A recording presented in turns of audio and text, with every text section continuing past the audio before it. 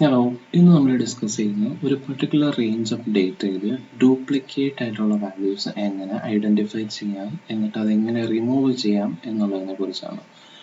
Duplicate ആയിട്ടുള്ള cells, duplicate ആയിട്ടുള്ള data identify ചെയ്യുന്നതിന് നമ്മൾ യൂസ് ചെയ്യുന്നത് കണ്ടീഷണൽ ഫോർമാറ്റിംഗ് എന്ന എക്സലിലെ ഫംഗ്ഷനാണ്. ഇതെങ്ങനെ വർക്ക് ചെയ്യുമെന്ന് നോക്കാം. ആദ്യം തന്നെ നമുക്ക് വേണ്ട റേഞ്ച് ഓഫ് ഡേറ്റ സെലക്ട് ചെയ്യും. അതിനുശേഷം ഹോം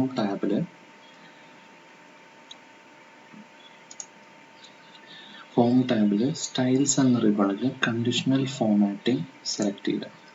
അതിൻ്റെ ഡൗൺ ആരോയിൽ ഹൈലൈറ്റ് സെൽ റൂൾസ് എന്നുള്ള ഓപ്ഷനിൽ ക്ലിക്ക് ചെയ്യുക. അതിൽ ഡ്യൂപ്ലിക്കേറ്റ് വാല്യൂസ് സെലക്ട് ചെയ്യുക. ഡ്യൂപ്ലിക്കേറ്റ് വാല്യൂസ് സെലക്ട് ചെയ്യുമ്പോൾ അതെങ്ങനെ ഡ്യൂപ്ലിക്കേറ്റ് വാല്യൂസിൻ്റെ ഒരു ഡയലോഗ് ബോക്സ് അപ്പിയർ ചെയ്യും. അതെങ്ങനെ ഹൈലൈറ്റ് ചെയ്യണമെന്ന് അതിനകത്ത് ചോദിക്കും. അവിടെ നമ്മൾ ഡിഫോൾട്ടായിട്ട് വന്നിരിക്കുന്ന ഓപ്ഷൻസ് സെലക്ട് ചെയ്യുന്നു. റെഡ് കളറിൽ ഇതെല്ലാം ഐഡൻറ്റിഫൈ ചെയ്തിട്ടുണ്ട്.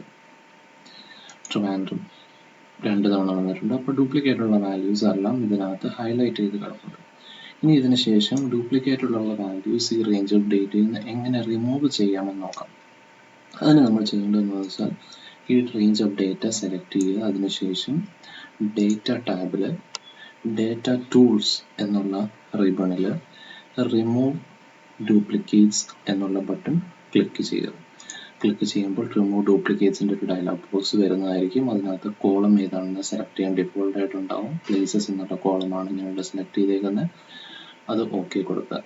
അപ്പോൾ 4 duplicate values found and removed, 6 unique values remain the same.